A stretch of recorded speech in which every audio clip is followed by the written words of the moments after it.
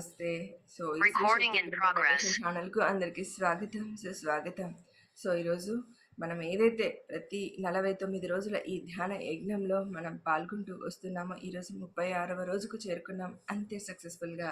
So, స్పందన కూడా మనకు అలాగే వస్తుందండి. So happy.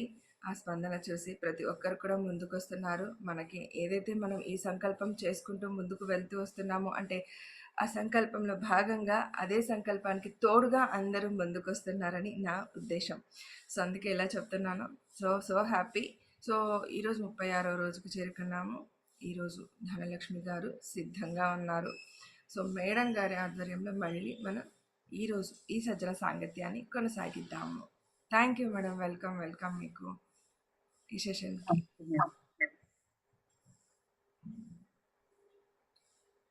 కొంచెం వెనక్కి జరగండి. ఇది కనిపిస్తుంది.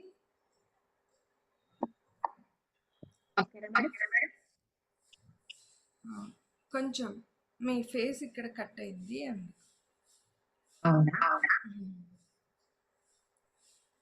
మీరు వెనక్కి జరగండి కొంచెం. ఓకే.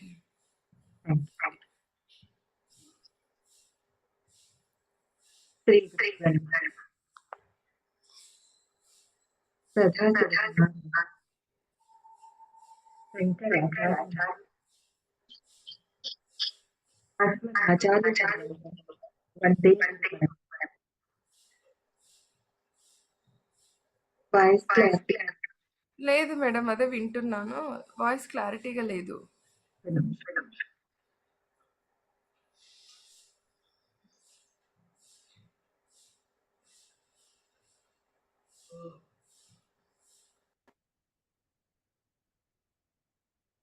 Okay madam. ఇప్పుడు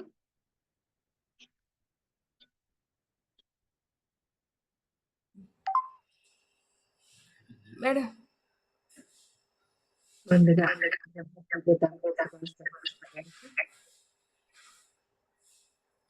రావట్లేదు మేడం, అసలు వాయిస్ సరిగ్గానే వినిపించుకుంది.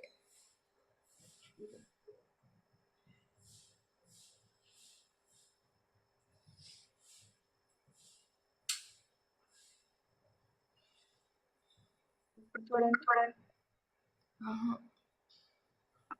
ఒక్క సెకండ్.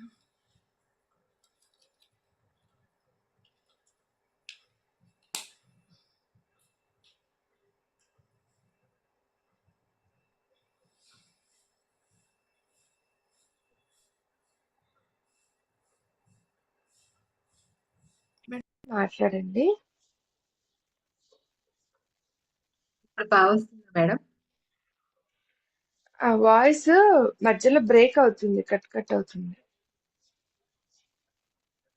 సిగ్నల్స్ ఎక్కడైనా వచ్చే చోట కూర్చోండి.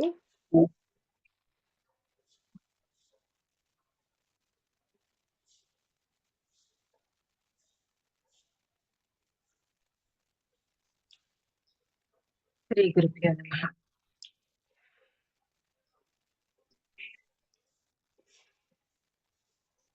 సదాశివ సమారంభం శంకరాచార్య మధ్యమం అస్మదాచార్య పర్యంతం వందే గురు పరంపర. ఆది యోగి అయిన ఆ పరమేశ్వరుడుకు మధ్యములైన శంకరుల వారికి, ఆ పరంపరలో కొనసాగుతున్న అనేక మంది గురువులకు, అలాగే మనం ఎన్నో జన్మలు తీసుకుని ఈ జన్మ వరకు వచ్చాం కాబట్టి జన్మలలోని గురువులందరికీ, అలాగే ఈ జన్మలోని గురువుకు కూడా మనం ఎంతో మంది గురువులు ఉంటారు. అందరికీ కూడా అనంత కోటి ప్రణామాలు తెలియజేస్తున్నాం. ఎందుకంటే ఒక గొప్ప గురువుని చూసిన తర్వాత ఇలా చెప్పాలి అనిపిస్తుంది. ఎందుకంటే ముందుగా మనం బ్రహ్మర్షి పితామహ సుభాష్ పత్రిజీ గారికి అనంత కోటి ప్రణామాలు తెలియజేయాలి. ఈ సందర్భంగా బ్రహ్మర్షి పితామహ సుభాష్ పత్రిజీ గారు ఒక గొప్ప గురువు అనడానికి ఎన్నో ఉదాహరణలు. అందులో నాకు అనిపిస్తుంది ఇలా చెప్పాలి. ఆయన్ని తలవాలంటే అందరినీ, ఆయన్ని తలిస్తే అందరినీ తలిచినట్టే. ఆయన్ని పిలిస్తే అందరిని పిలిచినట్టే అనిపిస్తుందనమాట. ఎందుకంటే ఆయన గురించి పూర్తిగా అర్థం చేసుకొని, ఆయన జీవన విధానాన్ని, ఆచరణని చూసినప్పుడు మనకి ఇదే అర్థమవుతుంది. ఎందుకంటే ఆహ్, నిరాడంబరత, ఒక నిశ్చల తత్వం, అద్భుతమైన స్వభావము, ఆచరణ అన్నీ ఆయనలో కనపడుతూ ఉంటాయి. నేనే గొప్ప, నేనే వాడిని, నాకే అన్నీ తెలుసు, లేకపోతే ఇంక నేను తప్ప ఇంకెవరు ఇలాంటి ధోరణి మాత్రం కనిపించదు. ఎందుకంటే ఆయనది లక్షల పుస్తకాలు చదివిన అనుభవం మరి. ఎప్పుడు కూడా విద్య, వినయ సంపన్నే, బ్రాహ్మణే గవిహస్తిని అని గీతావాక్యం చెప్పినట్టుగా విద్య కలిగిన వాళ్ళు, వినయం కలిగిన వాళ్ళు అన్నిటిలో ఉన్న శక్తిని, అందరిలో ఉన్న గొప్పతనాన్ని గుర్తిస్తారు. ఎప్పుడైనా గుర్తించగలుగుతున్నారు. ఎదుటి వాళ్ళని పొగిడే స్వభావం ఎవరికుంటుంది చెప్పండి? నిజంగా ఒక పెద్ద గురువు దగ్గరికెళ్ళి ఇంకొక గురువుని పొగిడామంటే వాళ్ళు ఈర్ష్యపడతారు. సాధారణంగా మనం చూస్తూ ఉంటాం. ఆ! ఆహా! అదేం కాదు. నాకంటే గొప్పవాళ్ళున్నారా? అనుకుంటూ ఉంటారనమాట. అలా కాకుండా అందరి గురువులను ఆదరించి, అందరూ చెప్పేదే వినాలి. అందరూ అనుభవాలని ఒక చిన్న పిల్లోళ్ళ వింటూ, అందరూ చెప్పేది వినాలి. అందరి అనుభవాలలో నుంచి ఏదో ఒక దాన్ని గ్రహించవచ్చు అని చిన్న పిల్లలొచ్చి అక్కడ వాళ్ళ అనుభవాలు చెప్పినా కూడా అంత శ్రద్ధగా వింటూ ఆనందిస్తూ ఉండేవాడు చిన్న పిల్లాడిలాగా ఆయన. ఎందుకంటే చిన్న పిల్లల మనస్తత్వం కలిగిన వాళ్ళే పరలోక రాజ్యానికి అర్హులు అంటారు కదా! ఆయన్ని చూస్తే అలాగే అనిపిస్తుందనమాట. అంత స్వచ్ఛము, అంత నిరాడంబరం కలిగిన గురువు అంటే డాక్టర్ బ్రహ్మర్షి పితామహ సుభాష్ పత్రిజీ గారికి. ఈ సందర్భంగా ఆయనకి అనంత కోటి ప్రణామాలు తెలియజేస్తూ, అమ్మ స్వర్ణమాల అమ్మకు కూడా అనంత కోటి ప్రణామాలు తెలియజేస్తూ, ఈ బ్రహ్మర్షి పితామహ సుభాష్ పత్రిజీ గారి డాక్యుమెంటరీ ఒక అద్భుతం అనిపించింది దీని గురించి నేను విన్నప్పుడు. ఎందుకంటే ఎన్నో సినిమాలు తీస్తూ ఉంటారు. ఎన్నో కథలు ఇలా వినిపిస్తూ ఉంటారు. ఒక గొప్ప గురువు ఏ విధంగా జీవించారు, ఆదర్శంగా ఆయన ప్రవర్తన ఎలా ఉంది, ఆయన లైఫ్ డిజైన్ ఎలా ఉంది అనే దాన్ని చక్కగా సినిమా తీస్తాము అన్నప్పుడు ఆ థాట్ వచ్చిన వాళ్ళకే హెడ్స్ ఆఫ్ చెప్పాలనిపించిందనమాట. అంత అద్భుతం. ఇది ఒక అద్భుతమైన ధ్యాన ప్రపంచానికి ఒక అద్భుతమైన వరం లాంటిది సినిమా. ఒక అపురూప దృశ్యమాలిక అంటే ఈ డాక్యుమెంటరీ. ఎందుకు ఇలాంటివి రావాలి. ఇలాంటివి అందరికీ తెలియాలి. అందరికీ తెలిసినప్పుడు మంచి అనేది తెలిసినప్పుడే దానిని ఆచరిస్తారు. యద్యదాచరతి శ్రేష్టః తత్తదేవోత్తరో జనః స యత్ప్రమాణం కురుతే లోకస్తరనువర్తతే.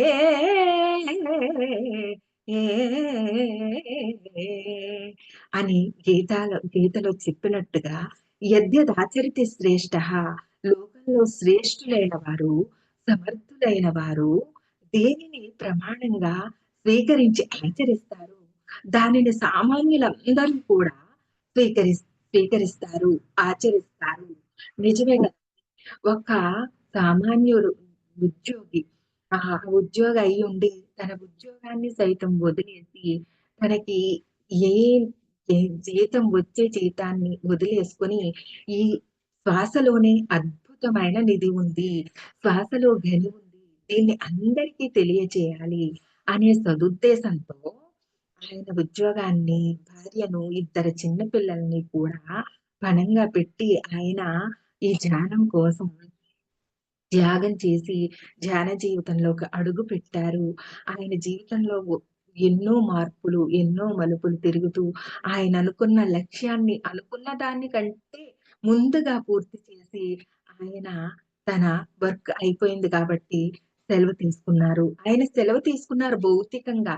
కానీ గురువులు శరీరంతో లేనప్పటికీ వారి యొక్క శక్తి గురువు పాదాలను కాదు పదాలను పట్టుకోవాలి అని అన్నప్పుడు వారి శక్తి ఆ పదాలలో నిక్షిప్తమయ్యి ప్రతి వాళ్ళని ప్రేరేపించి ఇప్పుడు ప్రస్తుత కాలంలో అవసరమైనది ధ్యానము అని అందరూ తెలుసుకుంటూ అందరూ ఆచరిస్తున్నారంటే అలాంటి శ్రేష్ఠుల వలన అలాంటి శ్రేష్ఠులలో అగ్రగణ్యులు పిరమిడ్ సొసైటీకే మొత్తం లేని మహారాజు బ్రహ్మశ్రీ పితామహ పత్రిజీ గారు అని చెప్పాలన్నమాట. అలా ఎంత చెప్పినా ఆయన గురించి తక్కువే. ఉదాహరణకు మోడీ గారున్నారు ప్రధానమంత్రి. ఆయన ధ్యానం చేస్తుంటే ఎంతమందికో ఆ మెసేజ్ వెళ్ళిపోతుంది. ఆ మెసేజ్. అందుకే యద్యదాచరతి శ్రేష్ఠః. శ్రేష్ఠులైన వాళ్ళు సమాజంలో వాళ్ళ మాటను నలుగురు గౌరవించే వాళ్ళు ధ్యానం చేస్తే అందరూ కూడా ధ్యానం చేస్తూ ఉంటారనమాట. పవన్ కళ్యాణ్ గారు కూడా ధ్యానం చేస్తారు. ఇలా ఎంతో మంది ధ్యానం చేస్తున్నారని ప్రజల్లోకి అద్భుతంగా ఈ హ్మ్. ఈ ఈ ధ్యానం వెళ్ళింది. ప్రస్తుత కాలంలో ఇది అవసరమని అందరూ తెలుసుకుంటున్నారు, చేస్తున్నారు. So, happy. ఎందుకంటే మనిషికి ఒక రీజన్ ఏంటి? మానవ జన్మ తీసుకున్న తర్వాత ఆనందంగా జీవించాలి ఉన్నంత కాలం. ఆరోగ్యంగా జీవించాలి. మెయిన్ పర్పస్ ఇదే కాబట్టి ఇది ధ్యానం సత్య ధ్యా సత్య జ్ఞాన ప్రసాదిని. జ్ఞానం సర్వరోగ నివారిణి. ధ్యానం సకల భోగకారిణి. నిజమే కదండీ! పత్రిజీ గారు చెప్పింది 100కి 100 ఇది నిజం. అందుకే ఇది అందరికీ అవసరం. ఇలాంటి డాక్యుమెంటరీ కూడా ఎంతో అవసరం. ఇది అతి తొందరగా రావాలని మనమందరం కూడా విశ్వంలోకి ఈ అద్భుతమైన మన సృష్టిని విశ్వానికి అందిద్దాము. తొందరగా దీనిని సృష్టి చేద్దాము. ఇది అద్భుత కల్పన జరగబడి అద్భుతమైన డాక్యుమెంటరీగా కలకాలం నిలిచిపోతుంది. Okay madam. ఇంకా ఒక గురువుకి ఎలాంటి లక్షణాలు ఉండాలి అంటే మనకు చూపించారు. శరీ శరీరంతో లేకపోయినా అందరి శ్వాసలో ఆయనే ఉన్నాడు. ఎందుకంటే ఎక్కడో హిమాలయాల్లో భార్యాబిడ్డల్ని వదిలేసి, సంసారాల్ని వదిలేసి ధ్యానం చేసుకోవాలేమో! ఈ ధ్యానం వాళ్ళకే సాధ్యమేమో! మామూలుగా మనుషులకి సాధ్యం కాదేమో! అనుకునే తరుణంలో ఈ ధ్యానం మొక్కు ఉన్న ప్రతి వాళ్ళు చేయవచ్చు. 5 సంవత్సరాల పిల్లల కాడ్నుంచి చే వృద్ధుల వరకు ప్రాణం పోయే సమయం వరకు చేయవచ్చు అని అద్భుతంగా ప్రజల్లోకి తీసుకువచ్చిన ఒక వ్యక్తి కాదు శక్తి పత్రిజీ గారు. ఆయన ధ్యానం చాలా మంది గురువులు చెప్పినప్పటికీ అప్పటి వరకు ఎవ్వరు చేయని ఒక అద్భుతమైన నినాదాన్ని చేశారు. అది ఏంటంటే మమాత్మ సర్వభూతాత్మ అని గీతావాక్యం బోధించినట్టు నిజంగా నీలో ఎటువంటి ఆత్మ ఉందో సర్వభూతాలలోనూ అటువంటి ఆత్మ ఉన్నప్పుడు ఒక కోడిలోను, మేకలోను, చేపలోను అన్నిటిలోని అదే ఆత్మ ఉంది కదా మై డియర్ ఫ్రెండ్స్. ఆ ఆత్మను ఎలా వధిస్తాము? మమాత్మ సర్వభూతాత్మ అని తెలుసుకున్న వాళ్ళము భగవద్గీత పారాయణం చేస్తూ ఉంటాము. ఎన్నో పూజలు చేస్తాము, వ్రతాలు చేస్తాము, నోములు చేస్తాము, యజ్ఞాలు చేస్తాము, యాగాలు చేస్తాము. మరి వీటిని ఎందుకు హింస చేస్తున్నాము? ఆలోచించలేకపోయాం అప్పటి వరకు. కానీ ఎప్పుడైతే ఆహ్, హింస, అహింసే పరమధర్మమని ఈ పరమ గురువు బోధించాడో అప్పటి నుంచి ఈ అహింసను ఎంతో మంది ఆహ్, పాటించి వారి జీవితాల్లో ఆనందాన్ని చూశారు. దేనిని హింస పెట్టకుండా ఎన్నో జీవులకు స్వేచ్ఛ, స్వతంత్రం లభించింది అంటే ఆ మహాగురువు వల్లనే అని నేను చెప్పగలను. అందరూ కూడా చెప్తారు. ఒకటి అద్భుతమైన గురువు అంటే బ్రహ్మశ్రీ పితామహ పత్రిజీ గారు. ఆయన గురించి ఇంకా చెప్పాలంటే ఎవరి వాస్తవానికి వాళ్ళే సృష్టికర్తలు. నిజమే కదండీ! మనం ఈ మన కర్మ ఫలితాలను బట్టి మన లైఫ్ డిజైన్ చేసుకొని వస్తాము అనే కర్మ సిద్ధాంతాన్ని ఈ ధ్యానంలోకొచ్చిన తర్వాతే తెలుసుకోగలుగుతాము. శ్వాస మీద ధ్యాస పెట్టి అంతర్ముఖమైనప్పుడే నీకు ఎలాంటి నిగూఢమైన రహస్యాలు, సత్యాలు తెలుస్తాయి. అలా తెలిసినప్పుడు ఎవరిని నింద చేస్తావు? ఎవరిని తప్పుపడతావు? అలా ఎవరైనా ఎవరినైనా నింద చేసినా, ఎవరైనా ఎవరి గురించైనా వచ్చి పత్రిజీ గారి దగ్గర చెప్పినా, ఆయన ఎప్పుడు యాక్సెప్ట్ చేసేవారు కాదంటండి. అలా చేసే వాళ్ళని దెబ్బలు పడటము, లేకపోతే తిట్లు తిట్టడము, అవతలకి పొమ్మంటము చేసేవారంట. ఎందుకంటే ఆయన అద్భుత యోగి. ఆయనకి తెలుసు ఎవరు వాస్తవానికి వాళ్ళే సృష్టికర్తలు. అలా ఆయన్ని బాధపెట్టిన వాళ్ళని కూడా ఆయన నిందించలేదు అంటే ఆయన ఎంత గొప్ప గురువో మనం అర్థం చేసుకోవచ్చు. సర్వ కార్యదక్షత ఎంత అసలు కార్యదక్షత అంటే అది కూడా ఆయన నుంచి నేర్చుకోవచ్చు. జేబులో పైసా లేనప్పుడు కూడా ఆ బస్సు ఎక్కి ఆ బస్‌కి ఆ కొంచెం డబ్బులు ఉంటే ఆ బస్సు ఎక్కి ఒక చోట దిగి ఇంకా నడవలసొస్తే నడిచిన సమయాలు కూడా ఉన్నాయంటండి ఆయనకి. అలా ఆయన దగ్గర ఉన్న కొద్దిపాటి సొమ్మునైనా సరే ధ్యానం కోసమే ఆయన ఉద్యోగాన్ని వదిలేసుకొని సంపాదన లేనప్పటికీ ఆయనకి ఏమాత్రం కొంచెం ఎవరు ఎలా కొంచెం ధనం లభించినా కూడా ఒక పార్కులో కూర్చున్నప్పుడు కూడా ఆయన జిజ్ఞాస ఎలా ఉంది మనం గమనించాలిక్కడ. జ్ఞానులకి జ్ఞానాన్ముక్తిః అన్నారు. అది ఎలా లభిస్తుంది?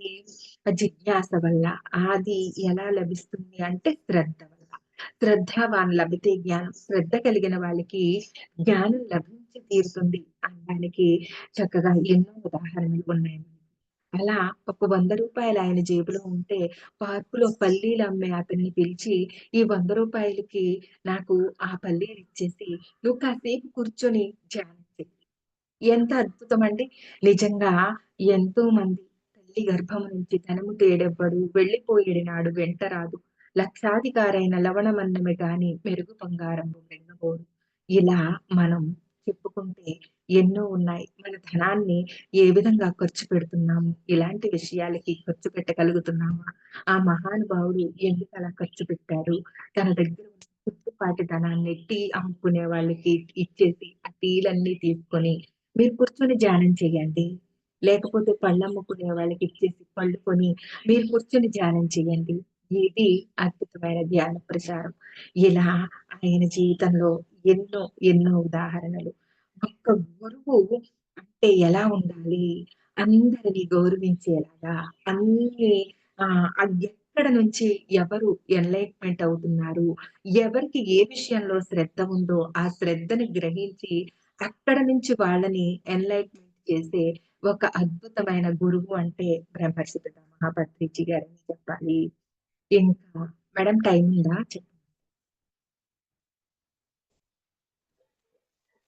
లేదు మేడం. ఇంకా 10 మినిట్స్ కంటిన్యూ చేయి. హ్మ్. 10 మినిట్స్‌లో ఇ కంప్లీట్ చేద్దాం. Okay madam. Thank you. ఇలా చెప్తూ ఉంటే ఒక్కటి కాదు, 2 కాదు. ఎన్నో ఆయన గురించి చెప్తూ ఉండొచ్చు. ఎందుకంటే ఏదైనా ఒక పనిని మనం మొదలుపెట్టినప్పుడు దానిని ఎంత శ్రద్ధగా చేయాలి, ఎంత కార్యదక్షత అంటారు దాన్ని. అలాంటి కార్యదక్షతతో పనిని నిర్వహించేవారు. అక్కడ ఆయన పనులకి ఎవరైనా ఆటంకం కలిగిస్తే దానిని కూడా లెక్క చేయకుండా ఆయన ఆ పనిని పూర్తి చేసి ఎండలో ధ్యానమంట, వానలో ధ్యానమంట, ప్రకృతిలో ధ్యానమంట, అలాగే వర్షం కురిస్తే కూడా తడిసిపోతూ ఆయన ఆ వర్షం నీటిలో తడుస్తూ కూడా ధ్యానం చేయించిన రోజులున్నాయంటండి. ఇలా అనేక రకాలుగా ఆయన కార్యదక్షత మనకి చూపించారు. ప్రతి వారికి ఒక లైఫ్ పర్పస్ ఉంటుంది. ఒక డిజైన్‌తో జన్మని తీసుకుంటారు. అది ఎలా తెలుస్తుంది అన్నప్పుడు, ధ్యానం చేసినప్పుడు, అంతర్ముఖమైనప్పుడు వారి లైఫ్ పర్పస్ ఏంటి అనేది తెలుస్తుంది. అనే విషయాన్ని ఆయన గమనించారు. ఆయన ఎన్నో పుస్తకాలు చదివి, ఆ నాలెడ్జ్‌తో ఈ అసలు విషయాలను గ్రహించి, ఈ ప్రస్తుత కాలంలో పతంజలి గారు చెప్పిన 8 సూత్రాల్లో ధ్యాన, ఆహ్, ప్రత్యాహార, ప్రాణాయామ ఇయన్నీ ఉన్నాయి కదండీ! వాటిలో చివరిదైన ధ్యానానికి పెద్ద పీట వేసి ఆయన ముందు పెట్టారు అంటే దానికి అర్థం ఏంటంటే అందరూ గూడా ఇయన్నీ చేస్తే తప్ప ధారణ ఇవన్నీ వస్తే తప్ప ధ్యానంలోకి వెళ్ళలేము అంటారు. కానీ కేవలం ఆయన ఆనాపానసతి అనే పాళీ భాషలోని బుద్ధులు గౌతమ బుద్ధుడు ఇచ్చిన ఆ పదాన్ని తీసుకొని ఇది నిజము. దీనిలో ఎప్పుడైతే ప్రవేశపెడతామో జనాన్ని, ఇది ఒక 40 డేస్ చేసిన తర్వాత వాళ్ళు సత్యాన్ని తెలుసుకుంటారు. తెలుసుకున్న తర్వాత ఏది ఆచరించాలి, ఏది ఆచరణకి అవసరము అనేది తెలుసుకొని వాళ్ళు ఆచరిస్తారు అని ఈ ధ్యానానికి శ్వాస మీద ధ్యాసని పెద్దపీట వేశారంటే ఎంత అవగాహన! అంటే ఎన్ని పుస్తకాలు, ఎంతమంది దగ్గర తీసుకున్న జ్ఞానం అనే చెప్పాలి. ఎందుకంటే ఏది కూడా ఊ ఊరికనే ఏది రాదండి. ఈ సృష్టిలో ఏది ఊరికనే లభించదు. ఇది ప్రకృతి నియమం అన్నమాట. ఆయన అంత శ్రమించి తీసుకున్న జ్ఞానాన్ని ఎలా అందించారు? ఎంత సులభమైన రీతిలో అందించారు అంటే, అంత సులభమైన రీతిలో అందించారు. పైగా అందించి ఏం చెప్పారు? ఈ ధ్యానానికి ఎలాంటి ఫీజులు, ఏ విధమైన డబ్బు దీనికి పెట్టవద్దు. అలాంటిది పెట్టినప్పుడు ఇది కూడా ఒక వ్యాపార ధోరణిలోనే నడుస్తుంది. ఎక్కడ ధ్యానం చెప్పినా ఉచితంగా చెప్పాలి. చూడండి ఇప్పుడు పిరమిడ్ మాస్టర్‌లు ఆయన 18 సూత్రాలను ఆదర్శంగా తీసుకొని ఎంత దూరమైనా వెళ్ళి వాళ్ళు తన్, మన్, ధన్ ఏదో విధంగా ధ్యానం చేస్తున్నారు. ఎందుకంటే ఆయనకి తెలుసు ధ్యానం చేయడం వల్ల ఏం లభిస్తుంది అంటే మన బ్రహ్మరంధ్రం ఓపెన్ అయ్యి అద్భుతమైన విశ్వశక్తిని మన శరీరం గ్రహిస్తుంది. అలా గ్రహించినప్పుడు ఆ శక్తితో మనం ఏం చేస్తాము అంటే నిజంగా మనం ఏం చేస్తామంటే మై డియర్ ఫ్రెండ్స్, మనం ఫస్టు ధ్యానము, సజ్జన సాంగత్యము, సజ్జనులు, భక్తి కలిగిన వారు, ధ్యానం చేసి అనుభవాలు పొందిన వారి సాంగత్యం చేస్తాం. అలా సాంగత్యం చేసినప్పుడు మనకి ఎన్నో జ్ఞానం ఎంతో జ్ఞానం లభిస్తుంది. అది ఉత్తమ గతిని ప్రాప్తింపచేస్తుంది అని చెప్పారు. అలాగే స్వాధ్యాయము. స్వాధ్యాయము అంటే పుస్తక పఠనం. ఎంత పుస్తక పఠనం పుస్తక పఠనం ఒక ఎత్తైతే, పుస్తక పఠనంతో పాటు స్వాధ్యాయం అంటే మనల్ని మనం అధ్యయనం చేసుకోవడము. ఈ ధ్యానం చేస్తున్నాము ఇన్ని రోజుల నుంచి. మనం ఏం మారాము? ఎంతవరకు మన గుణాలను మార్చుకోగలిగాము? మన ప్రవర్తనలో పరివర్తన వచ్చిందా అని గమనించుకోవడము. అది స్వాధ్యాయము. ఇలా స్వాధ్యాయం చేసుకుంటాము. మనకి సెల్ఫ్ చెక్ చేసుకోవడం మొదలుపెట్టినప్పటి నుంచి సెల్ఫ్ లవ్ అనేది కూడా ఏర్పడుతుంది. లవ్వాల్, సర్వాల్ అని స్థితికి చేరుకుంటాము. అలాగే ధ్యానం, సజ్జన సాంగత్యము, స్వాధ్యాయము, సేవ. ఈ సేవ ఎంత గొప్పది అనేది తెలుసుకుంటాము. ఈ సేవ ఏ విధంగా చేయాలి? ఎలా చేయాలి? కొందరు తనువుతో చేస్తే, శరీరంతో చేస్తే, కొందరు మనసుతో చేస్తారు. కొందరు ధనం వాళ్ళకున్న ధనాన్ని వెచ్చించి చేస్తారు. ఏ విధంగా చేసినా సేవ అద్భుతము. దాని ఫలితం తప్పక ఇస్తుంది. అందుకు గనక కాకపోతే ఆ సేవ ఎలా చేయాలని చెప్పారు? ఎప్పుడైతే మనం హ్మ్. కర్మణ్యేవాధికారిస్తే మా ఫలేషు కదాచన మా కర్మ ఫల హేతుర్భూ మాతే సంగోస్త్వ కర్మణి అన్నట్టుగా పత్రిజీ గారు దేనిని ఆశించకుండా ఎలా అయితే సేవ చేశారో ఆ బాటలో ఎంతో మంది పిరమిడ్ మాస్టర్లు సేవ చేస్తూ ఇప్పుడు దానిని కొనసాగిస్తున్నారు. చూడండి మనం ఉన్న స్థితి నుంచి ఉన్నతంగా ఎదగాలంటే మెయిన్ పిల్లర్స్ ఈ 4 అన్నమాట. ఏంటంటే ధ్యానము, స్వాధ్యాయము, సజ్జన సాంగత్యం, సేవ. ఇలాంటివి మన జీవితంలో ఉన్నప్పుడు ఉన్న స్థితి నుంచి ఎప్పటికీ ఉన్నతంగానే ఎదుగుతూ ఉంటాం. అందుకే అద్భుతమైన ఈ ధ్యానానికి పెద్ద పీట వేశారు పత్రిజీ గారు. ఒక గురువు నీ గొప్ప అని ఎప్పుడు అనుకోరో అప్పుడు పూజింపబడతారు. ఎందుకంటే మనకి ఎంతో మంది గురువులు చెప్పారు. ఎందుకంటే మనం వన్స్ ఈ ధ్యానంలోకొచ్చామంటే అర్థమవుతుంది. నిరంతరం ఈ జ్ఞానం సముద్రము. అంతకంటే ఎక్కువ. నిరంతరం మనం నేర్చుకునేదే ఉంటుంది నిత్య విద్యార్థిలా అని తెలుసుకున్న ప్రతి ఒక్కళ్ళు కూడా ఈ విధంగానే ఉంటారు. అలా కాకుండా మమ్మల్ని పూజించాలి.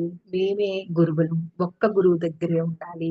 ఈ గురువే నాకు సర్వస్వం అనుకోవడం తప్పు లేదు కానీ, ఈ నేనే గొప్ప అనుకోవడం అక్కడ తప్పు అని చెప్పారు పత్రిజీ గారి ప్రవర్తనలో. అందుకే ఆయన అందరి గురువులను గౌరవించి, అందరూ చెప్పే విషయాలను వినగలిగారు. వినగలుగుతున్నాము అంటే, ఇంకొక గొప్పవాళ్ళు చెప్పేది అందరి గొప్పతనాన్ని తెలుసుకోగలుగుతున్నామంటే, ఆ గొప్పతనం ఫస్ట్ మనకి వస్తేనే అది జరుగుతుంది. ఉదాహరణకి చూడండి, ఒక దత్తాత్రేయుల వారు మనకి గొప్ప గురువు అంటారు. ఆయన కూడా ఏం చెప్పారు? నాకు 24 మంది గురువులున్నారు. ఒక చీమ నుంచి, ఒక పక్షి నుంచి, ఒక నది నుంచి, ఒక వేశ్య నుంచి, ఒక పాము నుంచి కూడా నేను నేర్చుకున్నాను అని చెప్పారు. అంటే చూ చూడండి, ఒక చీమ ఉంది. అది ఎంత క్రమశిక్షణ మనకి నేర్పుతుంది. దానికి కొంచెం పంచదార, ఇసుక కలిపి వేసేసామనుకోండి అక్కడ, అది మంచిని మాత్రమే స్వీకరిస్తుంది.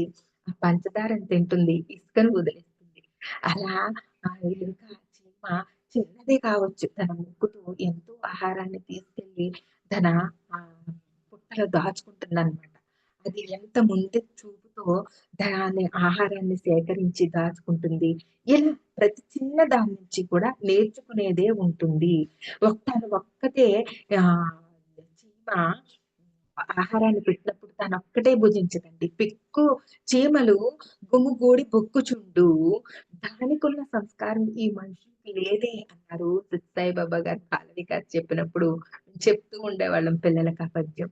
నిజంగా చూడండి, అంత చిన్న చీమ అన్ని చీమలతో కలిసి తింటూ ఉండేదనమాట. అలా మనం కూడా ఎప్పుడైతే ఉన్నదాన్ని పంచుతామో పెంచబడుతుంది. మన జ్ఞానం చూడండి, ఎప్పుడైతే పంచడం మొదలు పెడతామో పెంచబడుతుంది. అలాగే ఆహారం కూడా అలా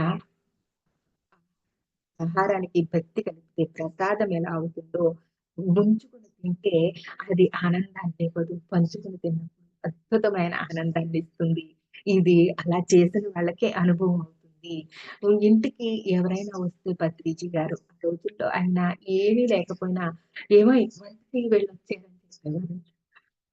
తెలుసు అది ఏదో విధంగా వీళ్ళకి భోజనం పెట్టి ఉన్నంతలోనే పంపించాలి అని.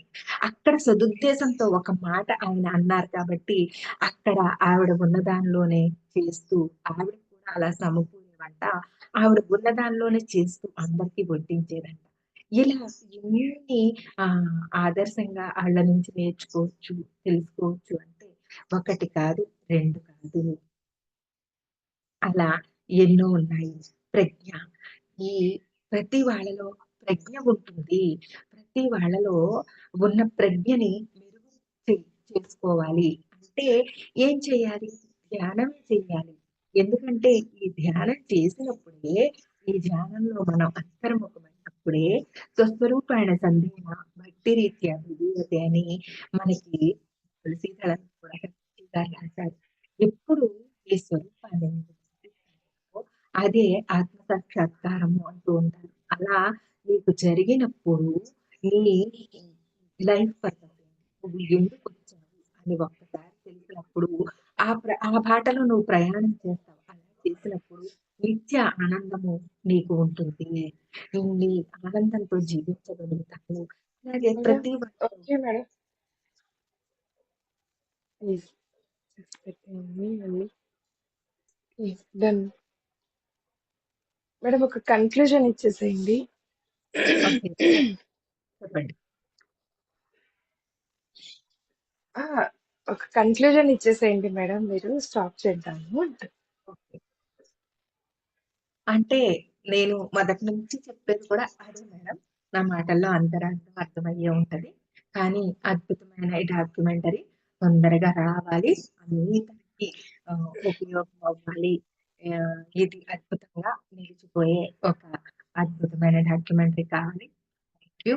దానికి దివ్య గురువుల, దివ్య అన్వేషకుల, దివ్య దేవతా శక్తుల అందరి అనుగ్రహం మనకి అందరికీ ఉంటుంది. Thank you. ఈ అవకాశాన్ని ఇచ్చిన మీకు హృదయపూర్వక నమస్కారాలు thank you so much. Thank you madam. Thank you. Thank you so much. అడగగానే ఫస్ట్ ఆఫ్ ఆల్ మీరు కూడా ఓకే అన్నందుకు thank you so much. Thank okay you. Friends. ఇంకా ఎవరైనా ఏదైనా మాట్లాడతారా అండి?